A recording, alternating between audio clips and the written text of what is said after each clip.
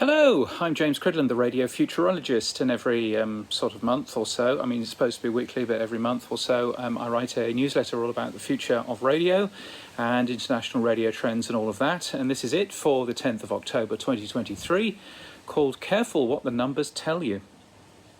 For the last 4 years in Australia, Commercial Radio and Audio, the CRA, has been publishing audience figures that break down online audio, adding 2 extra pages marked by radio type to the number pack for each capital city. And they're interesting to read. I link to them in my show notes and the newsletter at james.crid.land. Australia is the only radio market, I think, which publicly splits out broadcast versus online per station.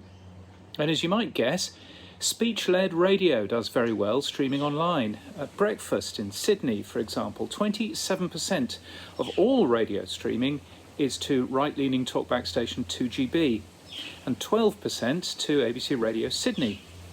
The all-platform breakfast market leader, the music station Kiss 106.5, can only manage a 9.8% online share, which is about half of what it is on broadcast radio.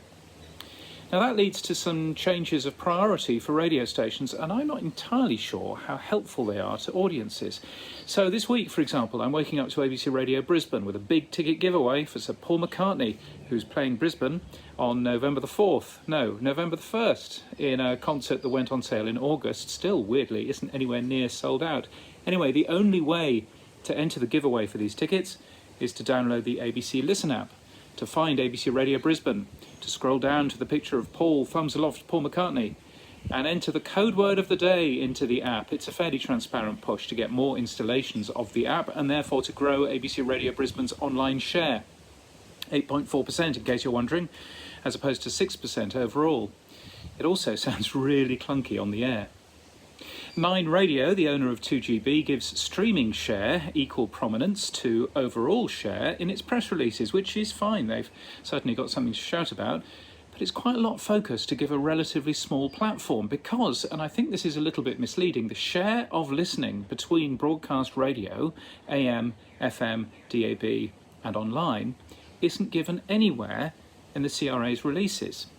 Now, there's a little bit of a glimpse at the truth with the cumulative audience figures. So 2GB, that's the number one for streaming, let's not forget, reaches 701,000 people weekly on AM, FM, DAB+. Just 169,000 people online, that's 24% of their total. And in total, 2GB reaches 756,000 people, which means that 15% of people listen to both. But the total number of hours spent with online versus broadcast, well, that's nowhere to be seen at all. And now somebody quietly contacted me with those numbers late last year, and at that point, the figures suggested that online radio listening in Australia was just 18% of the total. But looking at the CRA figures, you'd never know that online radio listening was so small, just 18%. It's given equal prominence to broadcast radio, which is still more than 4 times as large.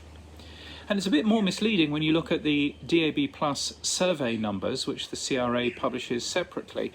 Those contain a long list of barely listened to radio stations, only quoting Cume, since total share would look slightly embarrassing. And you'd assume by looking at these numbers that the number one DAB station in Brisbane is Smooth with 88,000 listeners, followed by 97.3 Kiss 90s with 60,000 listeners.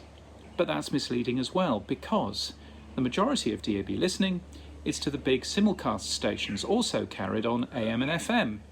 But you'd never know, because those figures don't mention the biggest stations on DAB+, which must be 4BC and ABC Radio Brisbane, B105, Nova, all of those.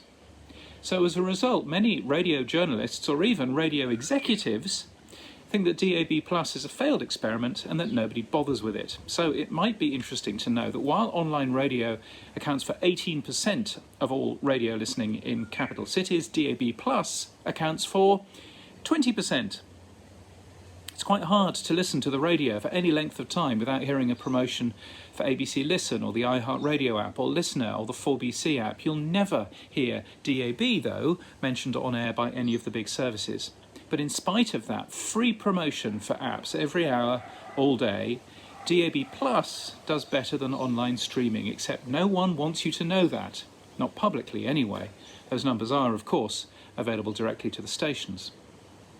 Now, at Radio Days Asia, one Australian radio executive I spoke to was baffled that I was telling them that DAB Plus was bigger than streaming in Australia, and who can blame them if the only numbers they have are presented in this way?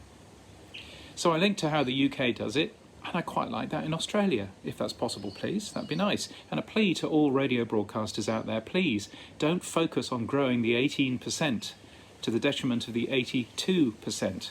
Owning a big stick that transmits free to your local area is your unique point of difference. There are maybe 40 or 50 other radio stations out there. Why would you want to promote listening on a device that costs your listeners money to listen? It's the same place as you can listen to Spotify and YouTube Music, where there are thousands of other radio stations and where you have no competitive advantage whatsoever. Now, to give them their due, the CRA release for Survey 6 does point out that in the latest survey period, nearly 4.2 million people listened to commercial radio via a DAB Plus radio, and nearly 3.6 million listened via live streaming. So it is there, but you've got to really know to look. Not that I can listen to commercial radio on DAB Plus in Brisbane in my car anymore, mind you, because after a software upgrade to the commercial radio multiplexes, my Toyota car can no longer pick them up. And I can no longer listen to any commercial radio in this city. I linked to a rather tedious video if you can help me understand what on earth is going on. Apparently it's just my car. One set of people slightly evasively tell me it's just my car. Another set of people tell me that it's an issue for all 2015 Toyota vehicles, and they've had multiple reports. Don't really know what the truth is. Frankly, I'm losing patience to find out. The ABC stations, though, are on a separate multiplex. ABC uses Panada rather than Commercial Radio's Factum Radioscape, and they sound just fine. And as an added bonus, none of the ABC radio stations contain advertising for tiles. So I've resigned myself to the fact that I can no longer listen to any commercial or community stations on DAB Plus any longer in the car, and that's a shame, but that's progress, I guess. Other things going on in the news. Happy 50th birthday to commercial radio in the UK with LBC and Capital celebrating this month. Also happy 100th birthday to radio in Australia with 2SB, which is now known as ABC Radio Sydney, celebrating next month. And if you'd like an LBC documentary, I link to a 10-year-old one hosted by Clive Bull in my newsletter. It's got me in there, 37 minutes in, if you're lucky. And LBC's 50th tinged with a little sadness for me because my friend Paul Easton would have loved to have celebrated it. Talking of LBC, I love the 404 error page that you get when you try finding a page that doesn't exist on the LBC website. It's worth a peek. A shame to see UK DAB Networks, which is a small-scale DAB operator in the UK in places like Winchester and Basingstoke, go into liquidation. Ash Elford is an excellent man with his heart in the right place. Now, he sees this as a failure, but I see it as a success for running those services for as long as he has and doing some excellent education. So congratulations, Ash. I also linked to a random Dutchman walking around IBC in Amsterdam. If you missed it, it's very good. Disappointed to notice that lots of people are leaving BBC Local Radio at the moment because of cost cutting.